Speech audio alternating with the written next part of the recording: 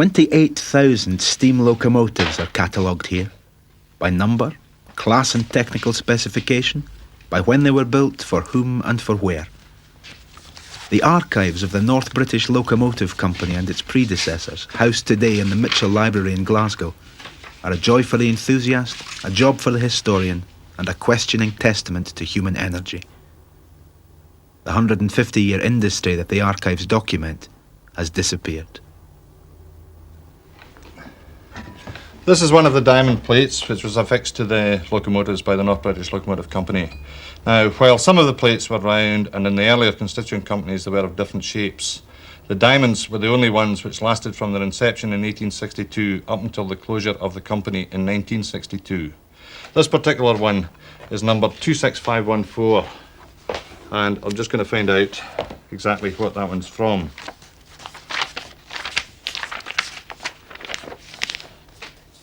It's from a batch of 100 locomotives which were ordered for the India Store Department in 1948.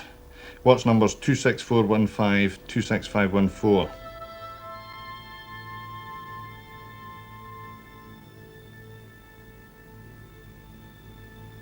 There was a time when it seemed that the diamonds were forever and for everywhere.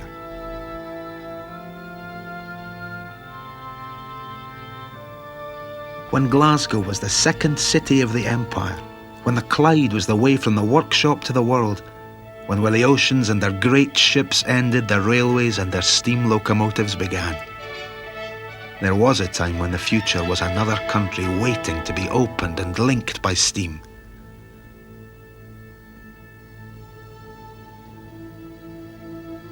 Today, that future has become a heritage. The giant crane at Finnieston Dock is a monument. The yardsticks that measure the confidence of post-industrial Glasgow are the skills and sweat of its past. Walter Nielsen, Glasgow engineer and entrepreneur, kept a diary to which in 1852 he confided land engines, high-pressure condensing engines, double-cylinder engines, marine engines, sugar-making mills, mining, gas and water machinery. I could do no good in continuing to take orders for such a variety of works. I made up my mind that I must confine myself to some speciality, and the choice seemed to be between marine or locomotive work. The choice was locomotives.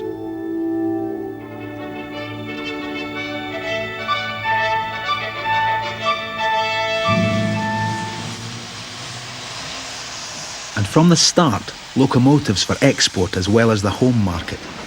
Locomotives for the New World, for Canada, Cuba and the South American continent.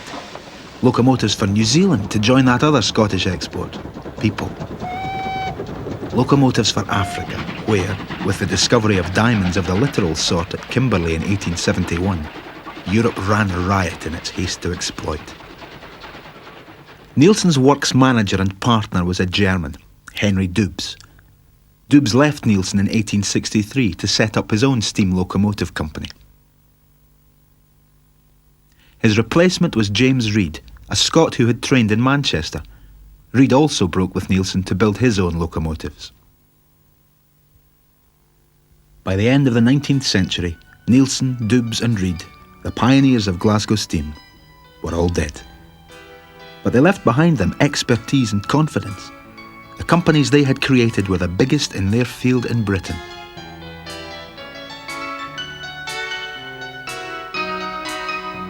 A controversial but successful policy first introduced by Dubs was the employment of women as tracers in the design departments. The women worked in individual cubicles for the protection of their morals and to discourage chattering.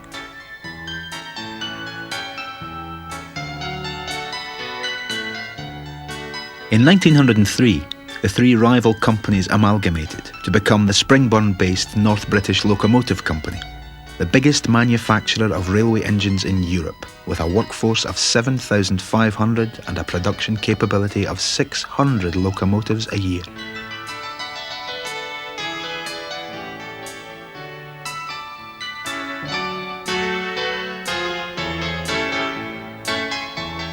Over the next 60 years, 18,000 locomotives, 2 out of every 3 built, were exported. Manoeuvred through the streets of Glasgow to the gateways of the Clyde,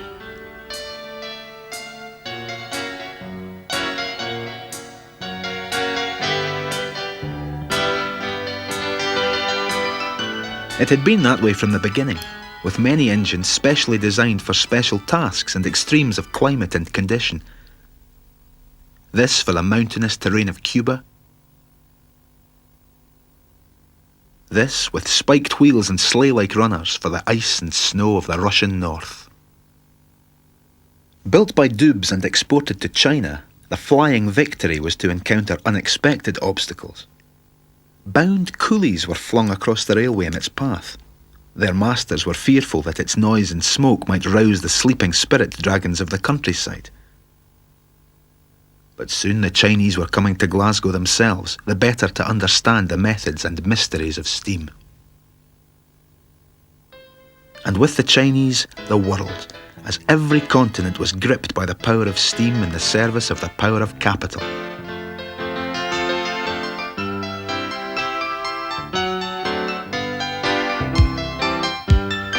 Heads of state, military and commercial leaders, potentates, princelings and puppets, all beat a path to Springburn.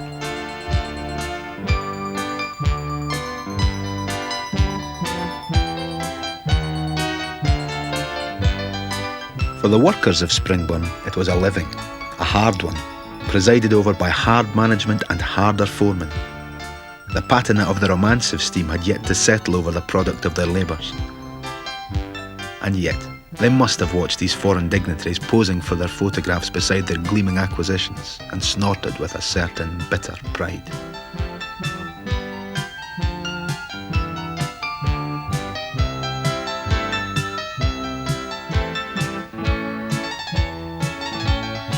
Locomotives for Egypt, locomotives for Malaya. Locomotives for the Orient, where the formal writ of the British Empire meant less than the handshake deals between rapacious despots and equally rapacious British businessmen. Locomotives for South America, a continent destroyed by neo-colonialism generations before the term was invented. All grist to the Springburn mills. All bread in the mouths of Glasgow workers and their families. Locomotives for India, a society and culture with which Britain's special relationship was a special licence to pillage. Locomotives for the Middle East, and a visit to Springburn by a well-known blower-up of railways, Lawrence of Arabia.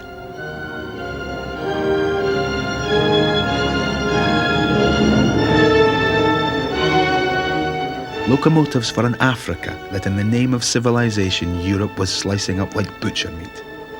The knife blades were the railways.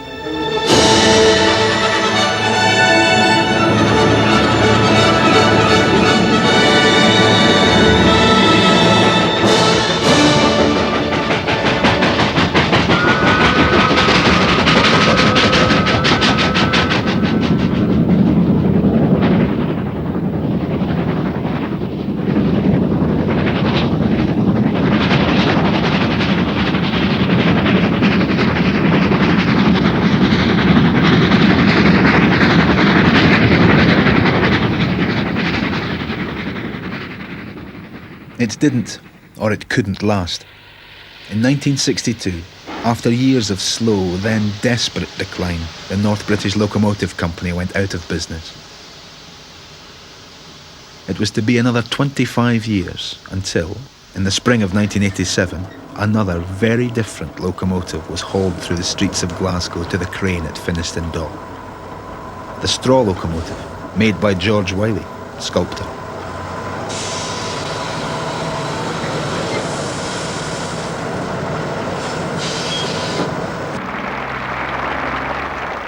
Just the idea of straw, the juxtaposition, just of straw, the lightness and the seemingly impermanence of straw against the weight and the sturdiness and the lasting quality of a locomotive. That juxtaposition appealed to me. And yet, stop and think, the locomotive has gone, the locomotives have gone, but you can still lay your hands on straw. So there's a little kind of philosophical point to be considered, just arising from the use of straw. There's a savagery about the loss of a complete industry. it to a very, very hard-working and respected group of people in Glasgow. And I wanted to end up with some sort of punch, but not, I didn't want a feeling of hopelessness.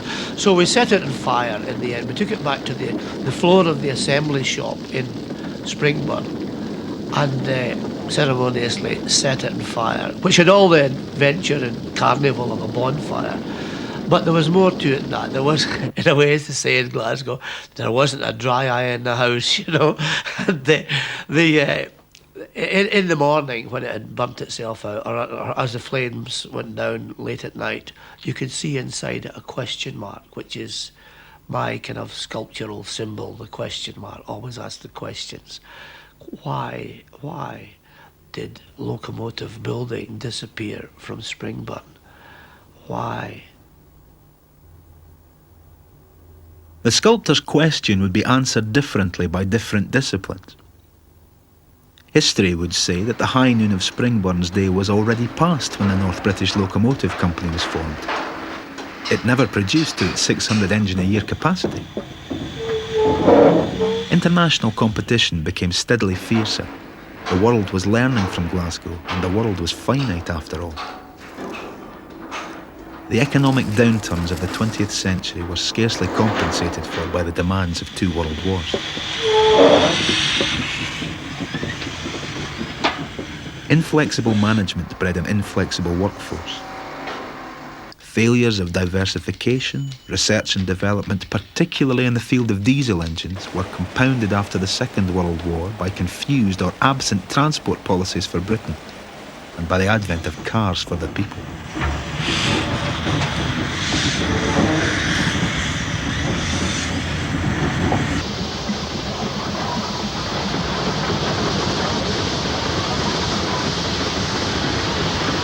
Investment could find bigger and quicker returns elsewhere. But, all that said, George Wiley's question of why remains.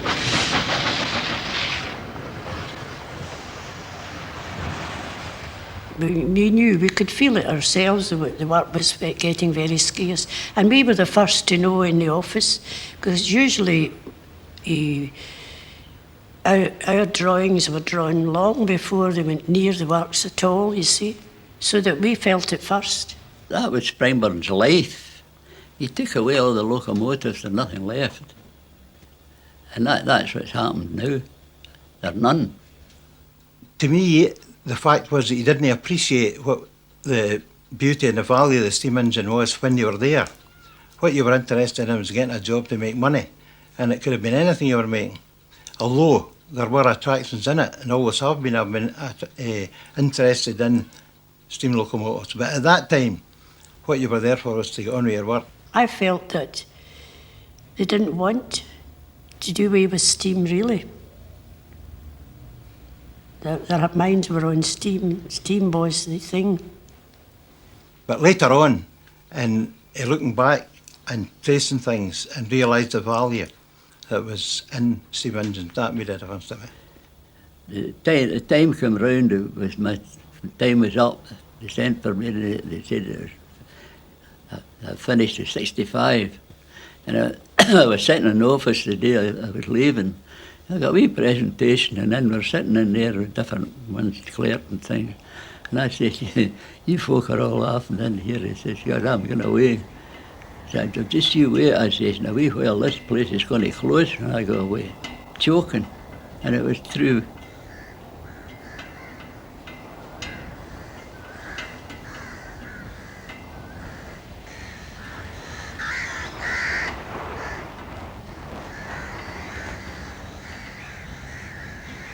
Why, with that legacy of expertise and energy, did enterprise run out of steam? Did energy itself evaporate? Or did it change its chemistry? We try to transmit the energy of investment, which is a rather faceless form of energy. Usually ends up on the computer screen and in something that popped through the letterbox in an envelope with a window on it, and you look at it and you say, how boring. But nobody ever said that about a locomotive.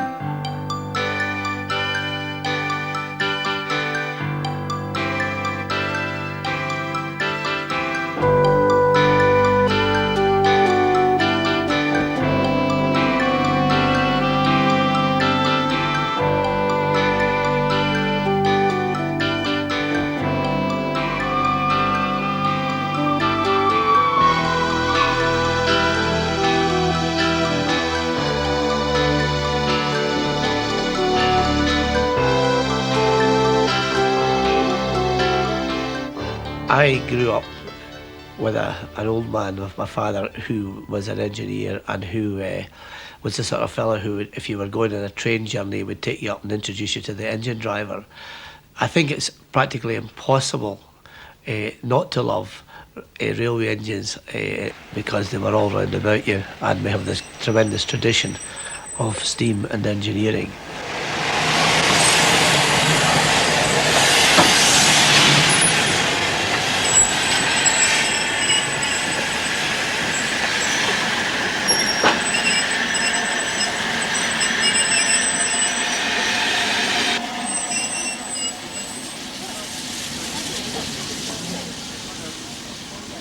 The love affair with the steam engine has only intensified with the passing of the industry. The thoroughbreds of Glasgow, Manchester, Swindon and Doncaster that have survived the knacker's yard are today the polished, pampered playthings of an age of celebration.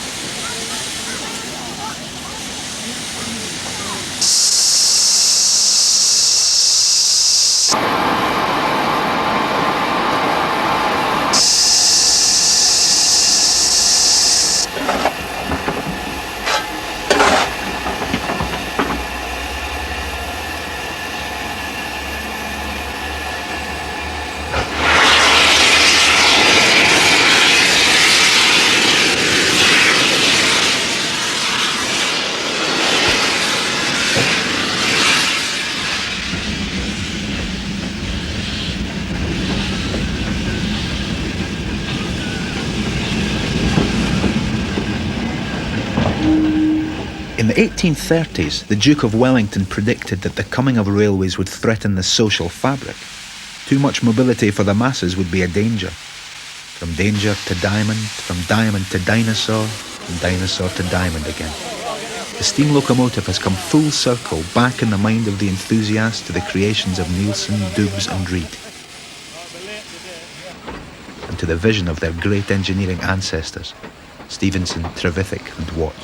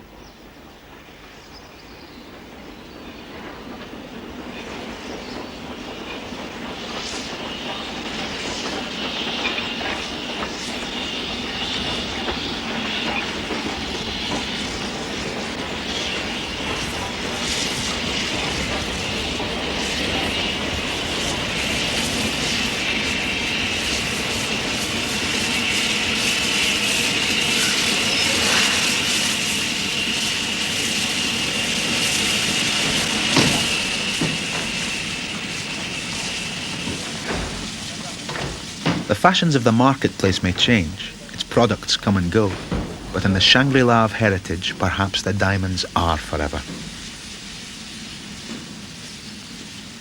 It was a great Victorian wanderer, Robert Louis Stevenson, who said that to travel hopefully is better than to arrive. In the Shangri-La of steam, the journey is always just beginning.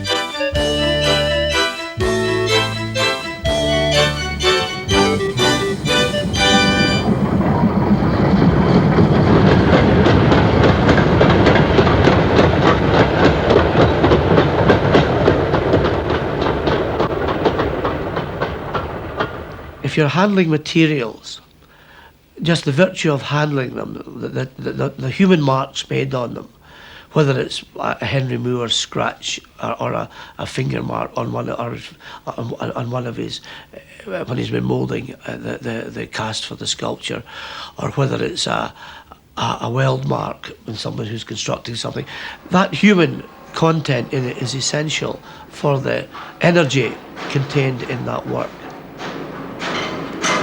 And it seems to me as though Glasgow, the city of Glasgow and Springburn in particular, in effect were creating a sculpture, were creating sculptures.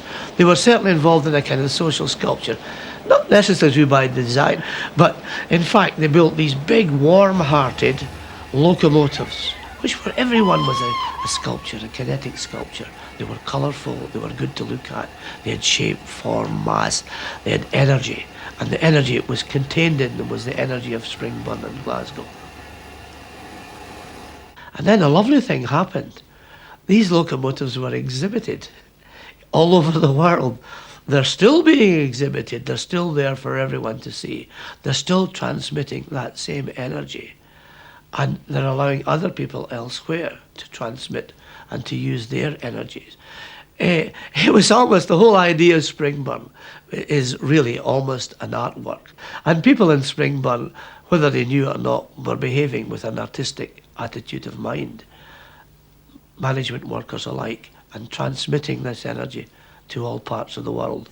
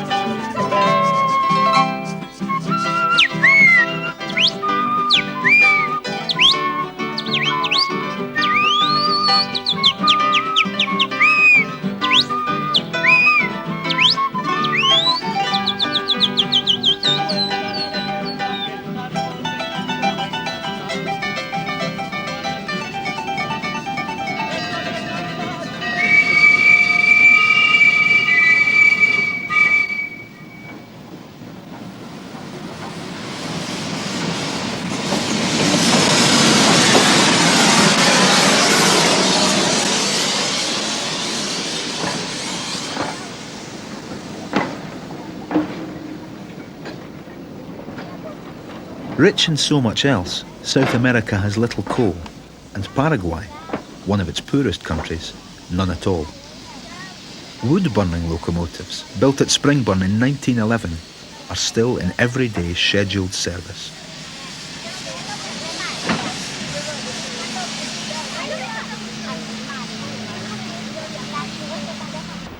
The River Paraná, between Paraguay and Argentina, is only now, in the last years of the century, being bridged.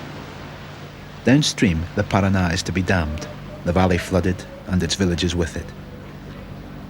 The bridge is a final redundancy notice, served both on the Glasgow-built ferry and on the Glasgow-built steam locomotives on the Paraguayan side of the river. But there's a lot of wood yet for the Springburn workhorses to burn.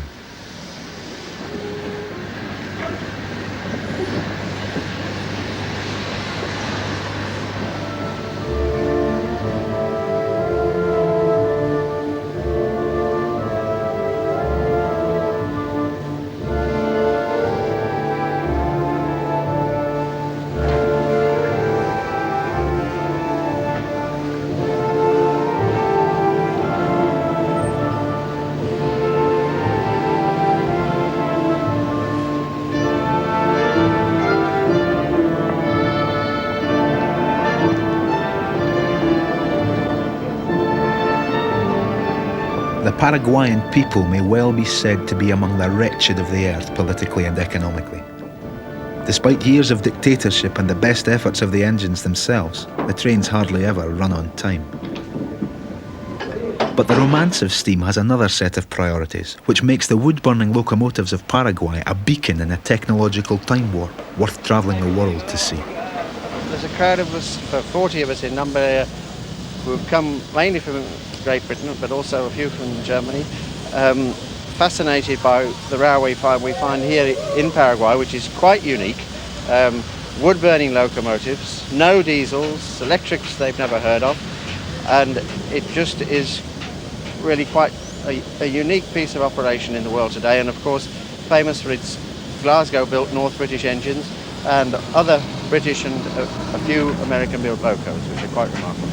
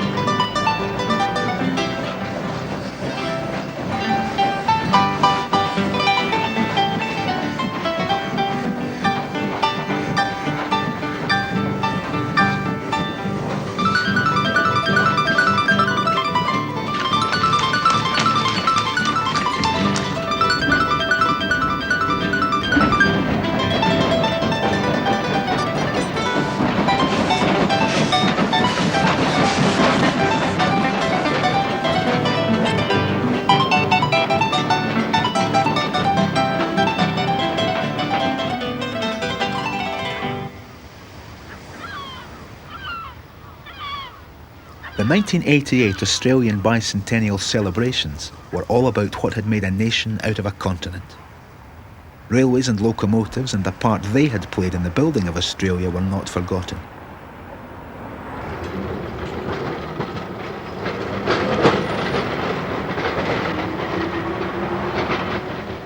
Jewel in the crown of a festival of steam was the city of Melbourne, a Glasgow diamond.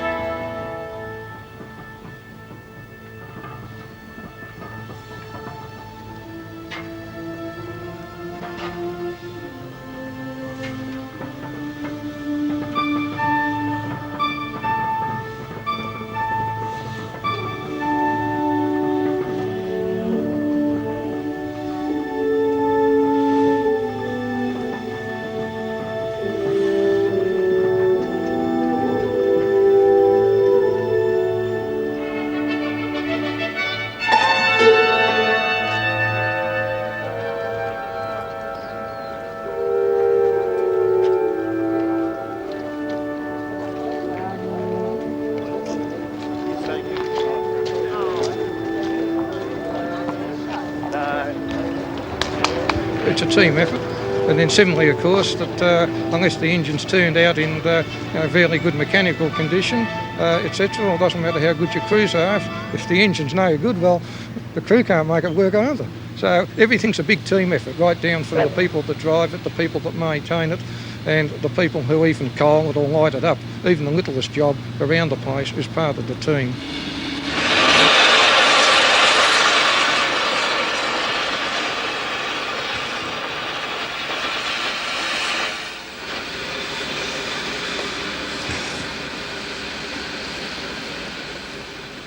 Actually, they were that much superior to anything else we had at the time, because I think the maximum range of our other passenger engine, which was the A2, was about 75 miles on the passenger train before it had to stop for water, whereas these particular locomotives could actually go about 120 miles before they needed to take water. So it actually extended the range of the existing trains and also speeded up the timetables, because they didn't have to require to stop for take water during most of the trips, of course.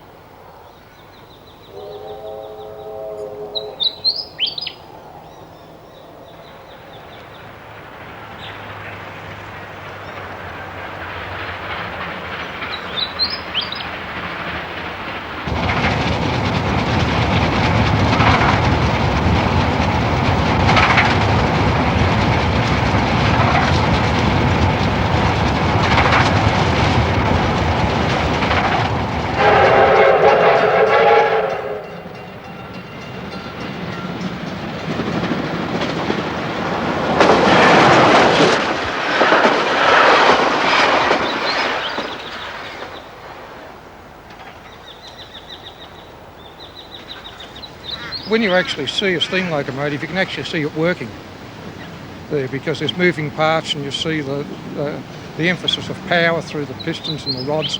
There's a lot of people interested in watching them because, they're a sight to see coming along.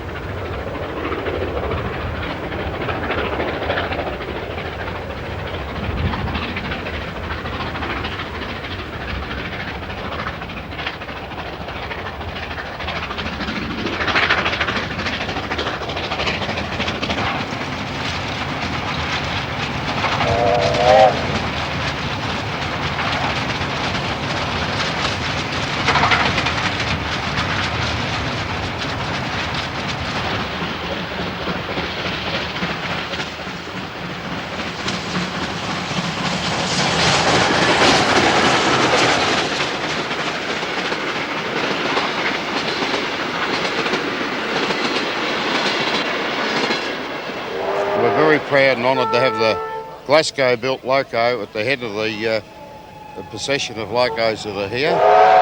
The members of the group have put a lot of hard work into getting the loco to the condition it's in today. Oh, it's a great engine. There was over 70 of them running in Victoria, and there's only 7 left.